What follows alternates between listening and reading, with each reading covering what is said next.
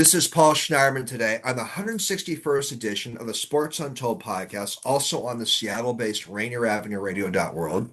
My special guest today is the prominent Seattle sports broadcaster and radio host, Jessamyn McIntyre. Jessamyn, now you're also known as Jess, right? Yep. Yeah. Okay. Too many people fumble over Jessamyn, so I respond to anything that starts with a J or rhymes with S. Okay. Well, I'll go back and forth between Jessamyn or Jess. Sure. Okay. Well, That Jess works. is a sports radio host at Seattle's KGR 93.3. She previously worked at Seattle's 710 AM sports radio station. Jess is also a reporter for Washington State University football. We're going to have a fun chat today. I will get back to Jessamyn in a minute. My assistant sidekick and producer is Olivia Coyne, although last week Olivia was the lead interviewer. Olivia and my family and Olivia's family go back a long ways. Olivia's dad's a good friend of mine. Olivia's a big sports fan. She's a University of Washington graduate. She just finished her first semester at State University School of Law, and she's starting her second semester tomorrow. But it's just been great. She's still around to help on this podcast and assist with some legal assignments I give her. My podcast is now on Spotify, YouTube, Amazon, Google, iTunes, Podbeam, and you go to sportsuntoldpodcast.net. You can listen to my show on those outlets. My shows are also on my law firm website, plslawoffices.com. But a lot of my listeners seem to find me by just Googling Sports Untold YouTube. Okay, Jessamyn, I've looked at your career and I want to ask you this. You've worked as a producer, a broadcaster, a reporter, a show host, a journalist, and a sports pundit. Do these descriptions describe your career in sports media accurately? Yeah, I'd say you nailed them all. Yes. Okay. So you're a real utility player when it comes to sports media. I have been Well, called a five-tool player, yes. okay. Play a lot of different positions in sports media. So Jessamyn, we're gonna get your thoughts on a range of sports issues, sports media issues, and I really appreciate you coming on the 161st edition of the Sports Untold podcast, also on Rainier Avenue Radio. Thank you. It's a pleasure to be here. I'm honored. I never think of myself as someone who would be reached out to be featured. I'm always like in the weeds and behind the scenes with a lot of things that I do, so I appreciate it. Well, you're being humble. I think you're definitely out there. You've been part of the sports media landscape. I think for what, over a decade now? Yeah, it's 15 years. Yeah. Yeah, remember when you came to Seattle? So Jessica, can I just tell us how you got the bug to go into sports media? Well, my father's a football coach, so I grew up in the game. But my mother's a biological environmentalist, so I'm also a bird nerd, whale nerd, nature nerd. When I grew up playing sports, I played college volleyball as well when I went into it, and then when I went to school. Of course, as an athlete at 18 years old, you think I am going to school to play volleyball. But I took a couple of courses, just to try things out. I didn't have a declared major at first. And because I had taken all of my AP classes in high school, I got thrust into, some of the senior level classes when I wanted to take something. And so I was in a high level English/journalism course, and the professor there was starting a sports journalism as a major, just sports journalism specific. And there are very few outside of like Syracuse that you really think actually have that. And so I decided to declare my second semester at school for that major. And because it was brand new, there wasn't this huge application process. They were kind of drawing people to it. So I got in right away. And that's where that started. But my love of sports and it bringing people together, having grown up in it, grown with it, is really probably the bug that I got. And Marty Dobrow, Professor Dobrow, is the one that got me started on that path. Jessica, did you go to Syracuse University? No, I went to Springfield College in Massachusetts. Okay. Okay. Very sports. No, I said outside of Syracuse because everybody knows that Yeah. nobody Yeah. else really has that sports journalism heat that Syracuse does. But I went to Springfield College in Massachusetts, very, very big sports-based school. Almost everyone, we didn't have a Greek life, everyone was on a team. So instead of who'd you pledge, it's what sport do you play when you go there. And it was just so tight knit. So one of the best physical education schools in the country, one of the best physical therapy schools in the country, very, very competitive and difficult to get in. And I have a lot of friends that are doing really great things with their careers after that. Springfield, Massachusetts, the home of the Basketball Hall of Fame. I've been there. I've been there plenty of times. Yeah. Shaq's shoe is still scares me. Now, where did you grow up on the East Coast? I grew up in New York on Long Island, yes. Okay, okay. So you're a New York City person.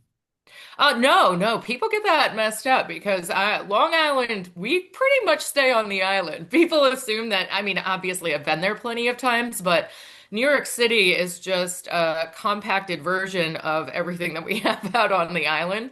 I obviously spent time there, but I wouldn't call myself a New York City person. Gotcha. Yeah. Some of us on the West Coast, we get Long Island and Staten Island overlap. So that Oh was yeah, very, very, very different yeah, places. very different Some places. some Yeah. people also think that New Jersey, it's part of New Jersey. I Right, get that a right. lot. I'm like, no, no, no, that offends us. And your father was what kind of coach was your dad? He was a linebackers coach at Hofstra University when I was growing up. He was there for 17 years, and then he went into then that program. He kind of saw the writing on the wall that they were going to shut it down. They're a huge lacrosse school, and a new athletic director came in, and he knew what was going to happen, so he left. And then he coached community college for 2 years, and then he went to Stony Brook University, which is where he finished his career. He started out in linebackers, then he became the defensive coordinator. Definitely a sports heritage in your family. Yeah. All right, Jessamyn. So you may find this question kind of quirky, but I'm still going to ask it. So I I like had on my quirky. show in late 24, Chris Cillizza. He was formerly at CNN and formerly at the Washington Post. He wrote this book about the presidents in sports. Mhm. So it's sort of fun for me to find guests that are sports people, but they're not maybe number one known as sports. So Chris is that, he does a lot of political stuff, but also, as you can tell, has a sports side. So here's my question, and you can blame this because I got this from Chris in his book. Okay. Um, were you born during the Reagan years? Um, I was born in 82. Okay, you're born during the Reagan years, so you're very young. So I'm going to expand this question. If you could have a sports only conversation, sports only, not necessarily who your favorite president is, but a sports only conversation with a president in your lifetime, we're going to include Nixon, Ford, and Carter because you're so young. We're not going to start with Reagan. We're going to start a little earlier. Okay. Who would it be? Just sports only with a president for a half hour, an hour. Obama, 100%. Just because I know he has the acumen and he's such a baseball fan or a basketball fan, I mean, he loves the NCAA tournament. I would like to know when he got started, is he a Sox fan? Is he a Cubs fan? I don't know that. I'm sure that's out there, but I didn't Google him. But I would love to talk about Chicago and apologize to him about the Bears yesterday. I would definitely be him, hands down. Obama has come up heavily in my answers. I've received that question. Chuck Todd, formerly the Meet the Press host, he answered 1A, W. Bush in baseball. He's the Yeah. baseball owner. 1B would be Obama in basketball. So um, Yeah, W's a good one. Yeah, I'd love to sit down with him at a happy hour one day. the word is that Obama knows a lot more about basketball than any other sport. That his baseball knowledge isn't amazing, but he really knows basketball. Yes, yeah, I've Okay. seen him do a bracket on Sports Center. So yeah. No right or wrong answer to that question, but Hmm. anyhow, but you can grade that question later if you want. So I like it. okay, okay. All right. So these are two questions I've asked many guests over the last 6 years or so. Who is a deceased sports figure in sports history you would have enjoyed interviewing or spending time with? And who is a living sports figure, somebody who's still with us you would enjoy interviewing or spending time with? That's a good one. Deceased Muhammad Ali for sure. And he was alive during my lifetime. It's not too far off, but Muhammad Ali. I like him for more than just his boxing career. I like him because he was a poet, he was smart, he was witty. I would love to have a conversation with him, pick his brain, just see how it works. And living Serena Williams. Serena Williams. She is just human strength, and I look up to her so, so much. And when I actually am going through a tough time, I think about her. I know it's like a weird quirk that I have, but yeah, Serena would be it. So those are two great answers. I received Other guests have answered Ali, and Serena's come up before too. Very good answers. But let me back up. I sent you a little earlier today an ESPN article or listing of the top 100 athletes in the 21st century. I think Hmm. technically this century started in 2001, but people think it started in 2000. So the last 26 plus years. And number one was Michael Phelps. Number two was Serena. Um, what do you think? Did you have a chance to glance at that list for a minute? I did. I didn't get through all 100 though, I'll be No, I honest. did not. I'm pulling Yeah. it up right now. There were a couple, I mean, if you're going with hardware, Phelps is hard to argue with at number Yeah. one. Right. Um, but I would say like the top 10 are pretty accurate Yeah. there. Yeah. Yeah, definitely. And then you go through and I obviously don't cover soccer and tennis as much, but Yeah. obviously I know who these people are. Sure. It's hard to compare them to each other, but Right. I didn't see any glaring additions on this list at Sure. all. Yeah. Yeah, there's some that are on here that I was slightly surprised that they're ranking. Yeah, me too, a little bit. I'll just read the top 10 for listeners. We're not going to get to the top 100, but it's interesting. Okay. Number one is Michael Phelps. Number two is Serena Williams. Number three is Lionel Messi. Number four is LeBron James. Number five is Tom Brady. Number six, Roger Federer. Number seven, Simone Biles. Number eight, Tiger Woods. Number nine, Usain Bolt. Number 10, Kobe Bryant. So I've talked to some tennis people who took issue with Federer being ranked over Djokovic or Nadal, but Mm, that's more tennis. That's sort of internal tennis debates there. right. Yeah, I mean, I don't know enough about tennis, I'll be honest, to know what Yeah. that flip should be, but I am quite shocked that Michael Jordan isn't in the top 10. Well, Michael Jordan was more of a 20th century athlete. This is more Oh, 21st. I Yeah. see. Well, Yeah. yeah, I Yeah. guess, yeah. Yep, Yeah. you're Yeah. right. It's an interesting list. I mean, what Serena's done in women's tennis is pretty incredible. Now, there's probably the one person brought this to me. He feels there's some male tennis players that are better than her, but it doesn't mean she hasn't mastered what she's done in women's tennis, though. So Yeah. I think she's legitimately up there, So, Okay. so Yeah.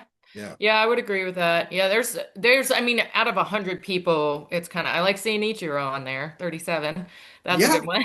yeah. That's right. That's right. That's right. It's a fun list, and yeah, I wanted to send that to you too, so we could kind of. Yeah, yeah. This could start a great debate at work if we weren't talking Seahawks the whole time. This could start a Yeah. great Yeah, debate. maybe you and Fernandez could talk about the ESPN 100 list. Yeah, I'm not telling you Yeah. guys what to do. You guys have a great show, but yeah.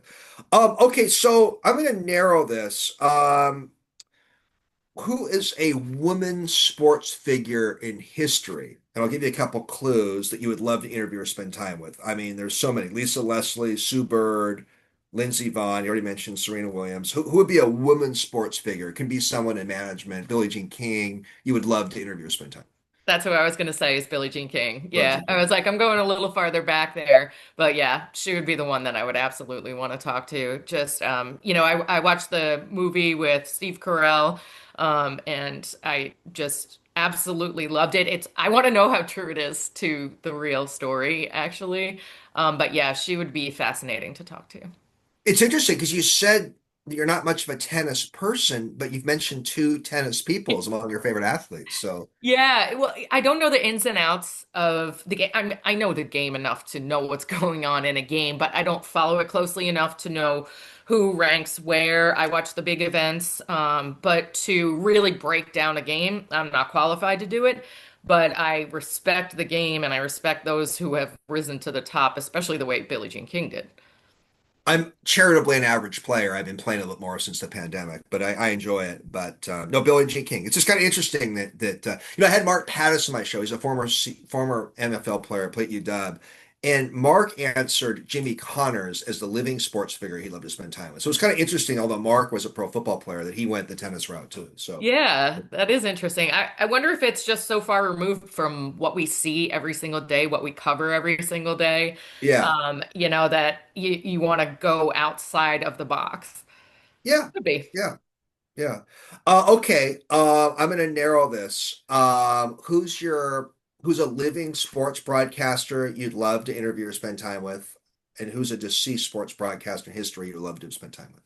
Ooh, that's a really good question. I've spent time with a lot of the living ones and some who are deceased, so I have Yeah. to think outside the box here. We give some clues. I would say Bill Walton would be my deceased RIP Bill. Definitely him, just to spend time with him. I've had him on shows over the phone and everything, but I really haven't spent time with him. So, yeah. Man, there's so many. I'm like thinking of people that I love, but I know them and I've hung I out know with Aaron them. Andrews. I've met her and Okay. she Okay. actually helped me out. If you want a funny story in the middle of this answer. Please do. Please do. Okay, during the pandemic, I was sideline reporting for the Seahawks. Okay. Nobody in the stands. They played the game and everything. So we weren't on the fields. We were in the stands. So I'm just standing there by myself, and Erin, had a station there where she would do some hits and everything. We were playing the Rams, and Jared Goff hurt his thumb. And the guys upstairs, she has play-by-play in her ear. I have play-by-play of my guys in my ear. And she, in a commercial break, sees that one of the camera guys caught it, that he smacked his thumb on someone's helmet. And she comes over and races to try to tell me that that's happening because there's no way we would Wow. know. And so she's like, and we both have our masks on, and we're like, I'm like, what? They were pumping in crowd noise and everything because there was no one in the stands, so it was loud. And then we're both like, I was like, I don't understand what you're saying. She's like, Jared Goff pulling her mask out but keeping it here. Jared Goff hurt his thumb, smacked it on the helmet, and then she had to run over to the other sideline, or the stands, I should say, and she helped me out big time on that one. So yeah, I really like her. Doris Burke, that's who I'd want to be with because I had never met her and never hung out with her. So yeah, I love the way she presents herself. I love her broadcasting acumen, and I just in my head view her as this amazing person that I would really, really like to hang out with. Al Michaels would interest me to spend time with. He's done so many sports over the years. Yeah, He'd be yeah, it he's too. Yeah. got story after story, I'm Yeah. sure. Yeah. He Yeah. did. So many. I mean, Howard Cosell was such an egomaniac, but he would have been interesting to spend time with too. There's so many. I've heard some good stories about Cosell. Yeah, no, he Yeah. was interesting.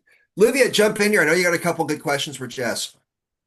Well, I just had one pop up in my mind. As such a huge sports fan, is it like kind of like living the dream every day? I know it's a ton of work, but are you always kind of just amazed, like, wow, that just happened, and I got to be there for that? Yeah, I think the second part of that is that like I definitely take it very seriously. I view it as work, but it's after the fact where I'm kind of like, what? Did I just was I on the field for that? Did that just happen? That's where I get. And I'll tell you the first time it happened to me, it was my first year out here. I was producing the Kevin Calabro show. And I started my career at ESPN in Bristol, the headquarters, the mothership. And so what I did was, as a early 20s person, I ran the board for some games and I became a part of that team for NBA broadcasts, MLB broadcasts, and college football broadcasts, and all presented by ESPN Radio. So when I moved to Seattle and was working with Kevin, during the playoffs, they only had certain producers, and baseball was starting during the NBA playoffs. So their talent, their main producers had to work baseball. And so they had me do the games that Kevin was doing. And all of a sudden, I'm going to NBA playoffs. I'm being flown down to LA and Utah. The first series I worked was Los Angeles Lakers and the Utah Jazz, obviously. And so I had Will Purdue was my analyst, and I go to the shoot arounds and everything. I got trampled over in LA. It was really funny because all of a sudden Kobe comes out, and I'm like, I'm just putting a microphone up to this guy and recording, practice sound. And then the whole media, there's like 30 people just, I was like, well, that's not happening again. So during, I think it was Lamar Odom oh no, it was Lamar when he came out, and then Kobe they backed him up against like a wall so that we could all get in. And when I said like that's not happening again, I was in every single camera shot because I just boxed my way in and just was like, I'm not missing this. And so I was all over Sports Center that day by accident. But that wasn't the best part. So when the series went to Utah, Will Purdue, my analyst, was flying in. I had already gone to the shoot arounds, and his plane is delayed. His plane is delayed, and I'm at the hotel, the Lakers hotel, and it was, an ABC game. So I have Mike Tirico, who I knew from ESPN, is doing the interviews. So TV does either, the coach and the player does radio, and then they switch. So luckily, I got there early. Will's plane not taking off, not taking off. And all of a sudden, the Lakers PR guy, who I hadn't dealt with a lot, but he's very serious, he comes over and it's Pau Gasol and Phil Jackson. And I said, I, like, I'm sorry, Will isn't here. He goes, they'll probably rather talk to you. So now I'm doing the interviews with Phil Jackson wearing all his rings, all Wow. of them, and Pau Gasol. So Pau, I interviewed first. He was lovely. He was so easy, and so my nerves got down. But I was so paranoid about the flight that I started writing down questions in my BlackBerry. Way to age myself. I started writing down questions just in case that Will didn't make it. So I was prepped. I prepped myself for the off chance that I might have to do this interview, and then I did. So. Pau comes out, Pau goes in, Phil comes out, I interview him, and my first question I asked him, do you fear a sense of complacency considering the success you've had against the Jazz in this series in the past? And he goes, wow, that's a good question. That was my did that just happen moment. Bill Jackson said that's a good question, and he actually thought about it and said, yes, I actually do worry about that. So he gave a good answer too. That's so Anyway. cool. Oh my God. I love That's the neat. welcome to the big leagues kind of answers. I think they're so interesting. Yeah, I like that too. I'll have to go back and listen to the other ones. I have another question. It's kind of they're paired together. So again, as a fan, what's been your coolest moment to be a part of? And then also as a sports journalist. I know those are kind of different perspectives. Yes. Yeah. I'm trying to think. Honestly, from sideline reporting, the 2018 season, which we had Gardner Minshew, that was just a wild ride, and I loved it so much. I would just put the whole season in that category. Mike Leach and I were actually friends. May he rest in peace. I really, really worked because I started in 2012 when he got the Kent coaching job. So we kind of just had to do this right away. It wasn't like I was a new person coming in that he was used to the other person. So it worked really well. And I got my feet wet in a very interesting and quirky way with him. But that whole season was probably one of my favorite to cover because we just felt so unstoppable. And I will still say that in that USC game, Porter Gustin definitely targeted Gardner Minshew and would have set us up with a first and goal, and we would have won that game. But I digress. So some of that stuff just sticks. As a sports fan, I I have gone to lots of Mariner games. It's the one, even though I have covered it a lot this year, I get to go as a fan because I'm not technically the Mariners beat reporter. And I've been to a couple different ones, but when they won Game 5 of the ALDS, that was one of my favorite recent ones, I should say. The tip, obviously, Richard Sherman, that was a huge one that I actually felt like a fan. When you're in it so much, that kind of gets eroded away, but I felt like a fan that day, so that was really cool. And then being on the fields when the Seahawks came back and they did that big parade and then they filled the stadium with all the fans were allowed to come in. They did the presentation that way.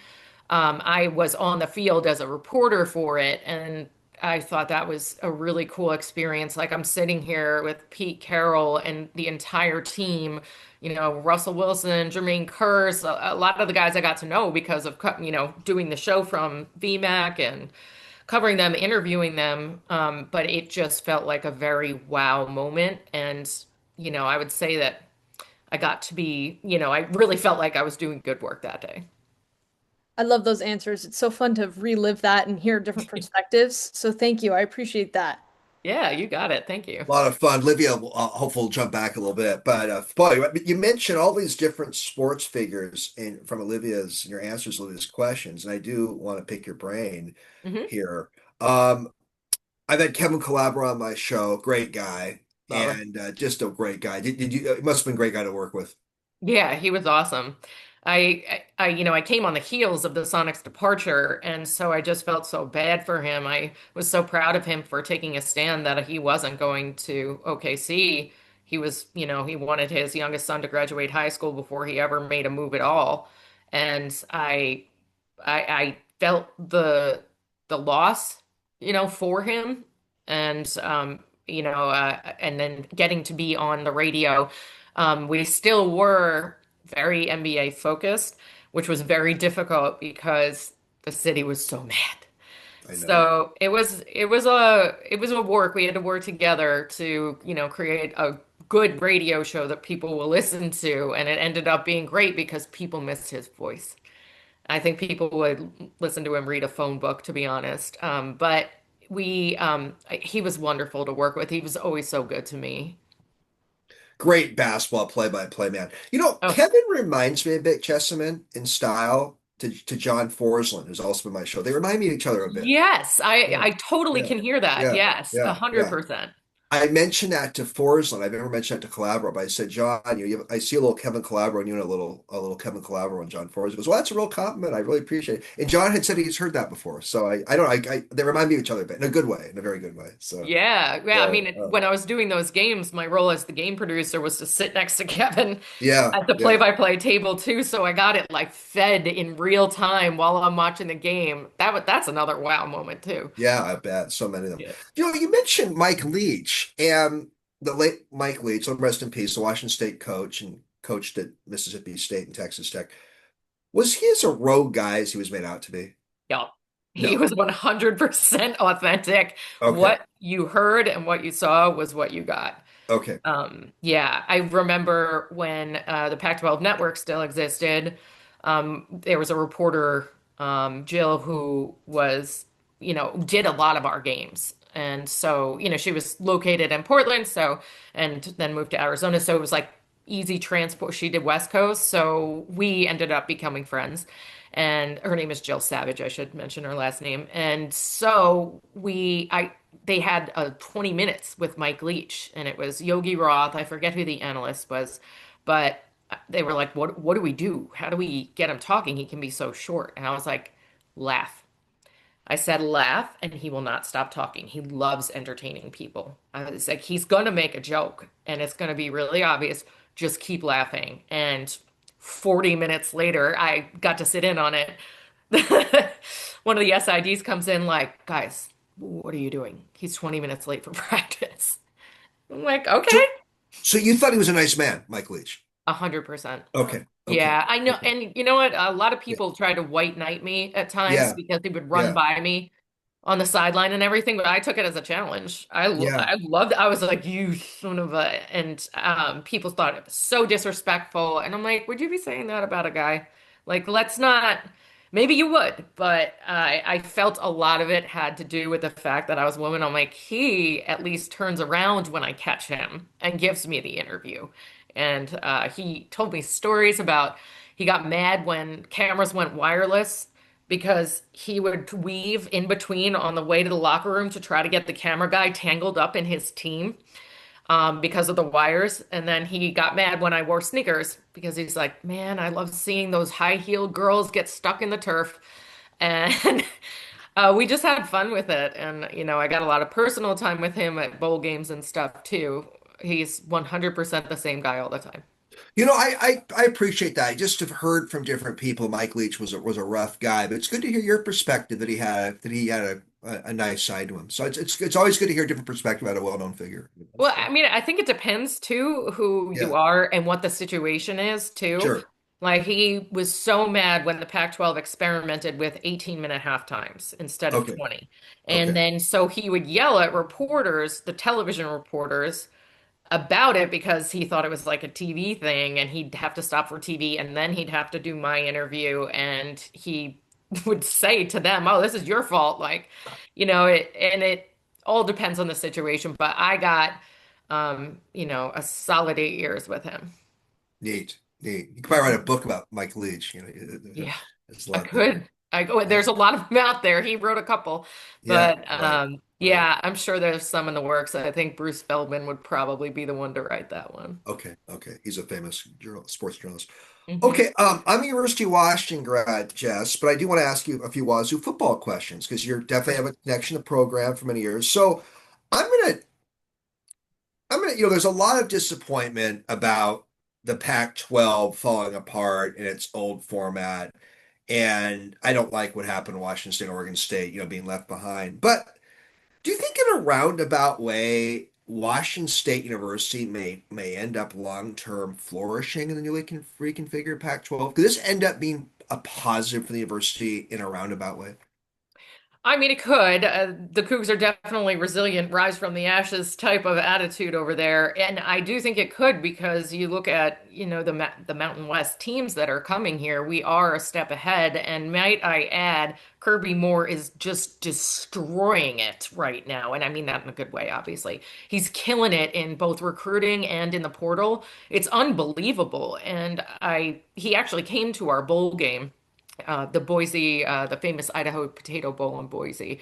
And that was right after he got hired. He showed up. He is definitely someone I credit a lot of the future to, and I will. I just think we're going to do great. And also retaining players who had portal aspirations, I would say, some who actually entered and then came back. So if you look at the comparison of talent and, acumen that the Mountain West teams that come into the new Pac-12 have, we're ahead. We are already ahead. So technically it could start that. We'll see when the Power Five designation actually comes and what comes with that, because those schools will get better, but we are kind of starting out on top. He seems like a very charismatic hire, and he definitely has a tie to Eastern Washington. And I wish Wazoo the best and Kirby Moore the best. I think it's a pretty exciting hire for the University of Washington State. It 100% is. I mean, I Yeah. was I was mad when Jimmy Rogers left. I was like, one and done. Are you serious? Just leaving everybody out to dry. And then Kirby comes in and I couldn't believe, I mean, he's a great name and he's been mentioned in hirings in the past too. And he also was a coordinator. He is not abandoning a program. And they gave him a wonderful tribute. The head coach released a really, really positive statement on Kirby's future with Washington State too. I felt like that's the natural progression that we're not seeing in college sports right now. So going from coordinator to head coach, like you see in the NFL, I feel like that's how it should be instead of guys just leaving for money, leaving for money, leaving for money while they're already a head coach somewhere. So there's a lot of positive around him, but he was extremely charismatic.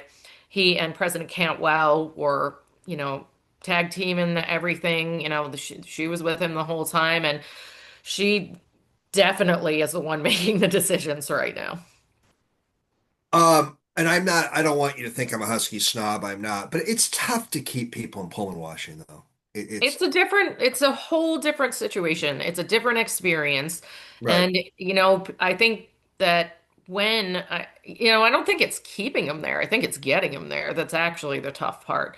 When you look at, a flourishing city with all the True. pro teams here and everything, and, a great food scene and a nightlife, and all the things are right here. You can go hiking and skiing and everything all around. You got lakes galore. And not that Eastern Washington doesn't have some of that, but it is a completely different scenario. So getting them there, I think, is the hard part. And I don't see a lot of attrition unless the head coach leaves, to be honest. I think that people fall in love once they're there and they commit to a certain situation that they're very, very well aware of. Your points are very well taken, Jess, but there have been a lot of Washington State coaches who have left, though, like Jim The Wolin. coaches, yeah, that's a whole other category. I was just Other talking about category. players. Yeah. Yeah, that's good. That's true. That's a good point. Okay, so I want to ask you a couple questions about Zeke Eckhouse, and I found him very intriguing. The Washington State quarterback this year helped lead Washington State to a bowl game victory this year. So Zeke is unique in a few very specific ways. First of all, there's not a whole lot of modern Orthodox or Orthodox Jews in Division One sports. Number two, there's some Jewish football players in Division One football, but not tons. There's some, and there haven't been a lot of Jewish quarterbacks. There was Sid Luckman, a Hall of Famer from years ago, and there was Jay Fiedler who played NFL. There's a few, but he's unique in quite a few ways, and he seems like a very nice young man. He said that some of his favorite teammates were some Palestinian teammates that he's close to. Give me your thoughts about Zeke Eckhouse, and is he someone in Washington State football could highlight and embrace in the years to come? Yeah, I definitely think so, especially given the situation that he battled through this year. All of a sudden, you'd think that he's the heir apparent coming into the season, and oh, wait. Then Jackson Potter is named the starting quarterback game day. I mean, obviously, he probably knew ahead of time, Zebby, that is, but we didn't know. And this is going to be a widely talked about story, at least in Cougar circles and those that follow the team. And he sat there and bided his time. He could have bounced. He could have been pissed off and left. And nope, he was I have the vantage point of watching his body language, his communication and everything. Every time Jackson Potter came out of a game, he was right there with the iPad, showing him plays, talking to him. He was a coach on the field, and he didn't necessarily have to do that. And he ended I mean, I still think he should have started the season, and if he wasn't doing that well, then you put the younger guy in because mentally that can do a lot on both quarterbacks. However, when he came in, he took the team to a bowl and won it for the first time since 2018. So I just watch him. He is a very nice kid. I've interviewed him a bunch of times. Just watching him, though, I think you get more from watching someone than an interview, to be honest, because you just see the real them. And I saw nothing but encouragement, positivity, and not a lot of bad body language really ever. If he was mad at himself, he didn't show it to the rest of the team. I've seen a lot of explosions on the various sidelines that I've been on, and he wasn't that guy. So yeah, I'm really proud of Zebby, and I hope that he Zevi, ends sorry, up. Zevi. I said Zeke, That's okay. Zevi, I didn't know if maybe that was a nick like if he had a different nickname or not. Zevi. But Totally yeah, good. Yeah, I'm proud of what he's done. I hope maybe he'd get a shot to play. There's a million different ways to play these days, so I'd hope he can yeah. continue somewhere. Well, his religion ethnicity got a little national publicity too, but Yep. he seemed like a really seems like a really nice young man, and Hmm. watching him, he seemed very impressive. So, Jess, you've been Washington State football correspondent for quite a few years now. Are you a rabid Washington State fan? Or are you more of someone who covers the Cougars very objectively, unemotionally? How would you describe your feelings as a Washington State University football reporter? Unemotionally is the opposite. I mean, like I have to be professional on the air, but to be honest, I am the team broadcaster, so that can seep through a little bit. If it's not a bad thing if that does, because if I was the national broadcaster, that's another story. And so, I mean, I've done some ESPN radio games, which is just very different because I have no skin in the game. I did an Oregon Washington game, and I'm like, can they both lose? I don't care. But anyway, going back to that, I feel it in my bones. I feel the energy of the stadiums, of the team, of the coaches. I the Apple Cup that we ended up winning with that fourth down stop in Husky Stadium. I was trying to plan my post game. I'm talking to the SIDs, and Bill Stevens, who is the head of it, goes, breathe. You need to breathe. I was like literally getting dizzy because I was like, "Bah, bah, bah, bah, bah, bah, bah." And so, yeah, I am very emotionally invested when I'm covering them. So Kennedy once said, "I'm a Berliner. Jessamyn McIntyre is a Cougar." 100%. Okay. 100%. Okay. You should see my closet. I have a whole separate cougar closet. Okay. Cool. Cool. Are you a Husky hater? Not really. It's when the fans are, I remember you said, like, I don't want to sound like a Husky snob. It's when Yeah. fans act like that I have an Gotcha. issue with it. I'm not growing up in college football. I don't have a lot of like hate Sure. for teams or anything like that, but when it's the talking down to that I'm like, oh, I no. understand. Yeah. I understand. Gotcha. Gotcha. All right. So you mentioned that great Steve Carroll movie. I think Sarah Silverman was in it, Battle of the Sexes. I think it came out about 2018. That was a great tennis movie. Was it Emma What, Stone who played Billie Jean? yeah, that was a great movie. Sarah Silverman, I Yeah. think, had a role in it. That was a Yeah. really kind of underrated sports movie. What is your favorite sports movie? Ooh. Well, the first movie I ever cried at in the theater was Rudy. And so that one just has an emotional pull. Remember the Titans is a huge one too. Trying to favorite sports movie. Those were really good ones. Um, Pick one. I'll put you on the spot, Jess. Pick one. I'm trying to think of other ones, like I'm probably missing one. I would say Remember the Titans. That's a good one. If it's on, I'm watching it. Doesn't matter. We'll sit through commercials. That's one of those where if it's available on a plane, I'm watching it. If it's on TV, I'm watching it. It's just you never flip it. It's a good one. It's a good one. One movie I'm going to throw in here. It is there's actually I have a book on the top 100 sports movies at home here, and the Oh, movie I'm is so not. sorry. I need to plug my laptop in. Oh, go ahead. Go ahead. I'm so sorry. It's okay. I thought it would last this long. We're all good. Okay. I I per just got a notification. It was full when I started. I do that almost every single time I'm on a Zoom call, so Oh, really? I'm with you. Okay, I just need to get to my outlet over here. We're all good.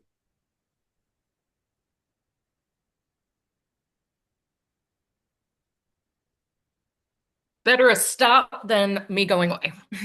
We're all good. We're all good. Okay. So where was I? I was going somewhere with something. Where was I going a We second ago? went favorite movies. Yeah, favorite movies. Yeah, yeah. Yep. Oh, I was going to mention. So I have a book in the top 100 sports movies at home, and this is not picked as one of those 100 sports movies, but it gets like an honorable mention. Takes place at my alma mater, Roosevelt High School in Seattle. The Heart of the Game by the Roosevelt women's basketball team. So I Yeah. highly recommend The Heart of the Game.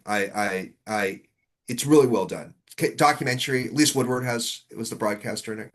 I think Oh, you really enjoy nice. it. Yeah, yeah. That's So awesome. That's like the Boys in the Boat too. yeah, yeah, yeah. The Yeah. heart. I think you'd enjoy The Heart of the Game. I think the Boys in the Boat book was a little better than the movie, but that's another I only conversation. read the book. Yeah. Okay. Okay. What's the toughest interview you ever did and why? Ooh, that is a good one. Um, Honorable mention, Mike Leach on the Run, which was several of them, but yeah, him. But probably difficult content wise, I have to go back a long time. Sorry. It's okay. It's okay. Um, We can get back to it later, or if you don't remember, it's all good. yeah. Honestly, probably Mark and Kim Holinsky. After they obviously started this lovely foundation, Holinsky's Hope, that tries to help um, kids not be in the same situation. And the navigating an interview while being sensitive, my heart hurt while I was doing that interview. So I would say that was probably the toughest one. I bet. And go ahead and remind the listeners of what happened to their family, the loss of their. Tyler Helinski, after Gardner Minshew graduated in 2019, um, well, it would have been the 2019 season coming up. He tragically took his own life on campus in the off season. And that was, oh, I'm sorry, that wasn't Minshew. Minshew came in after. That was, I mixed up the years. I'm sorry. It would have been the 2018 season that he would have taken over, because Luke Falk graduated. And he took his own life, didn't show any signs of anything to his family, to his friends. Tragically, a teammate found him. It really, really put a hole cloud over the entire campus, the entire program, and especially with no answers on it, no cause that we could tell, and it just shows what people might be hiding, and lead with kindness. That must have been a very tough interview. Wow. Yeah. Yeah, Yeah. I've Cool. talked to them several times afterwards, try to help them out with their foundation too, and Mark has come out to Ian's Mayor of Maple Valley golf tournament, and a couple years ago, I actually was the one driving him around the golf course to talk to people, so we spent a couple good hours together. Any kind of unique experiences in your 710 days and current 93.3 days you want to share? Or any just little, do you have anything fun or two to share about your experiences at the two CL sports stations? I've got one, and I think enough time has elapsed that I can talk about this story.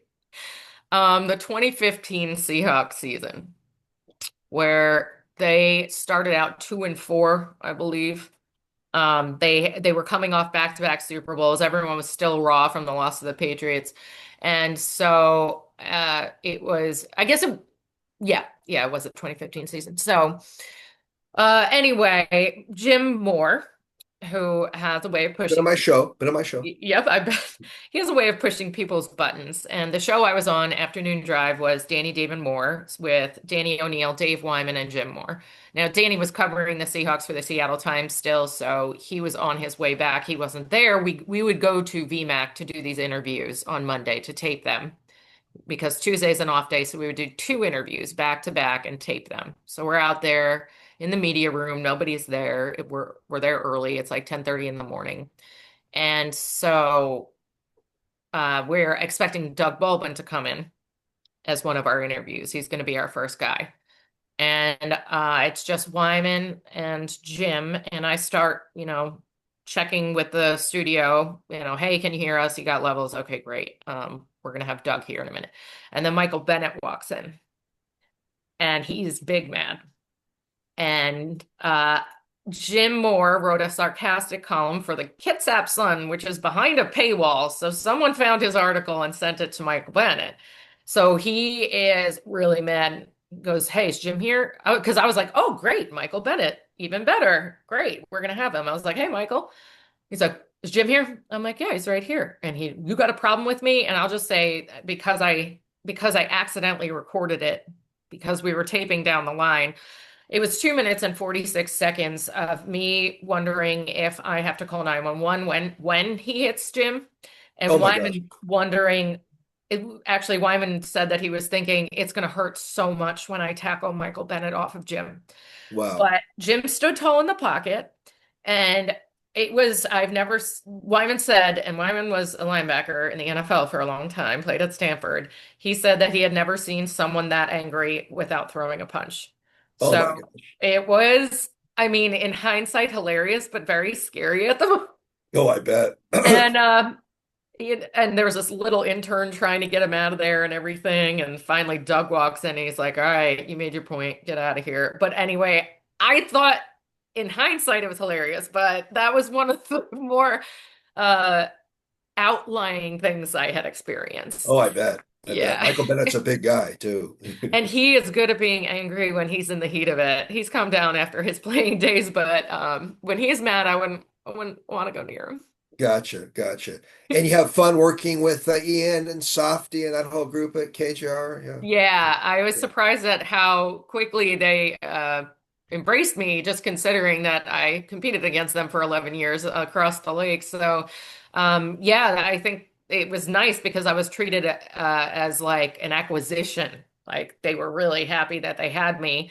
And Ian and I worked for Fox 13 for about a year and a half in between the pandemic and everything. I got recruited over there. And so Ian and I worked together. And so we really connected during that time. And when the job opened up, he was the one that asked if I would be interested. And I said yes. Like, I'm kind of sick of this. Jess, how do you measure the competition between the two main Seattle area sports radio stations? Is it intense? Is it friendly competition? Measure it on the scale if you Um, can. I would say, well, when I was at 710, we were just we do us and we don't mention them. We don't play to them. We don't think about them. Like we don't counteract. We're going to do our thing. And I noticed that KJR at the time, they shot arrows and stuff our way. You know, they would say things on the air, make fun of us for being like the mothership. We're not local. We don't know this area, and that's fine. They were a little more edgy. I don't think it's like that as much anymore. It really, I don't see it as much. It's more of just a respectful thing because there's so many things that we're competing over. We're Oh, competing sure. over ratings. We're competing over digital. We're competing over the dollar, and that's really at the end Yeah, of the day what matters. So right. I don't really see any harsh feelings one way or the other these days. It used to be a Gotcha. little bit more intense. A little more edgy at one time. Yeah. Gotcha. Gotcha. Do you like the Hawks against the Rams? I do, but I didn't want to see them. I, Yeah. I do like them, but the Rams always play us extremely, extremely tough. And, you know, we saw the last matchup, which was crazy on Thursday Night Football. So, I would have rather seen the Bears, but I'm looking at a team that had to go to overtime in Chicago. And I know it was cold and they're not used to that weather, but I think that's just like a 0.1% of what goes into a game unless it affects the ability to throw the ball. So I like them. I think our crowd's going to be awesome, especially because compared to San Francisco, LA really doesn't have a fan base. Sorry, but they just don't. And I think that the stadium's going to be a problem for them. I love this defense. I think 2 weeks was too much charging. They were sitting on a charging port and they just absolutely demolished Brock Purdy. Who do you like in the AFC Championship game? The Patriots, unfortunately, I grew up a Jets fan, so it hurts me to say that out loud.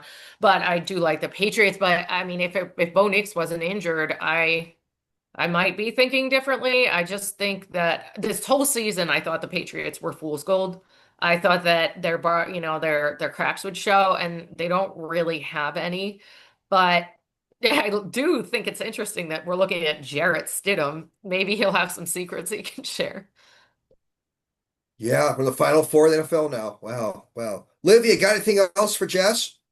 Not at the moment. I'm taking so many notes. I'm really enjoying this. Livia is such a sports fanatic. She takes Oh, takes feel good free to notes. shoot me an email. Yeah, that'd be awesome.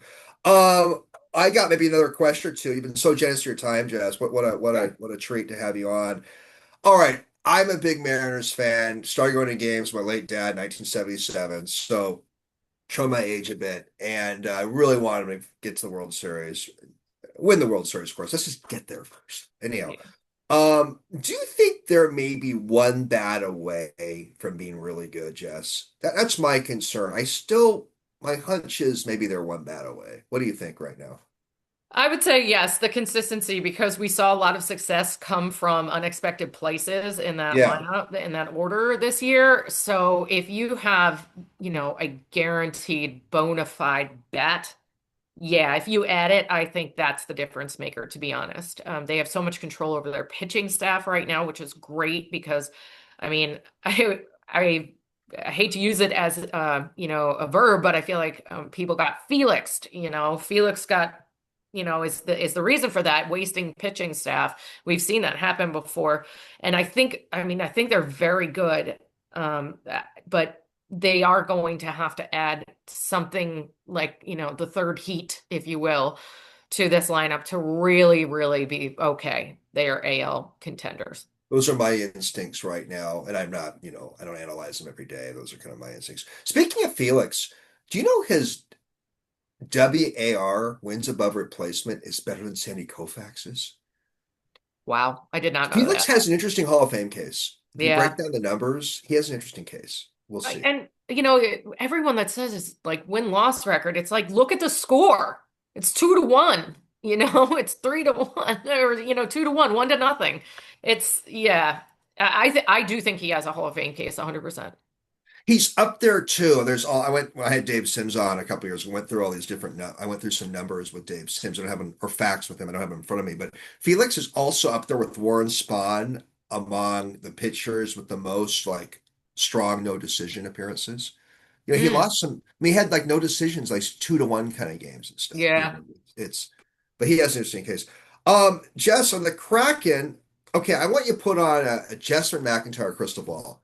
The Kraken, do you see them one day being like UW football, the Mariners, the Seahawks, the Sonics used to be, becoming like a really, really major Seattle sports team? Or do you see them having a good run, but be more of a niche or novelty kind of team in Seattle? Could you ever see them getting anywhere near the aforementioned teams I just mentioned?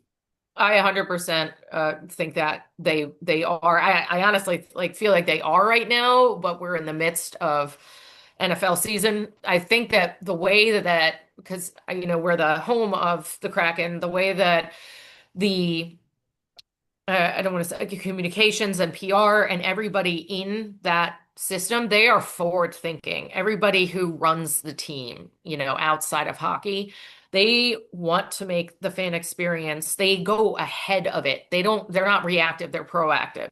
I guess what I'm saying is they go ahead and ask their season ticket holders what would be better before there's a complaint about it not being as good as they wanted. You know what I mean? And they keep on improving it. And the place is packed every single night. I mean, I just remember when the season tickets went for sale, how impossible it was to get one of those, lotto numbers and everything. I do think that, well, I mean, I can say it, I was here in 2023. I was at the station and our ratings were better than anything we've ever seen during Oh, I their didn't know that. postseason Oh, run. good, good, Yes, it good. was, and that's hockey on the radio. And hockey's not a huge, it's not a high scoring sport, right? It's just like soccer. There's more breaks in hockey, but it's the same thing where you're not listening to crazy action. Like hockey's so much, in my mind, so much better in person, but people were just in tuned and everything. It was off the charts. The ratings spoke for that. So when they're successful, people are all in. Have you followed the Seattle Torrent at all, the new women's pro hockey team in Seattle? A bit, but I don't know their roster. I haven't been to a game. I have to get to one and then I know I'll be hooked. Me too, me too. Well, this is my last question. What's in the future for Jessamyn McIntyre? Well, I never say no to anything, so I just kind of just keep adding to what I do.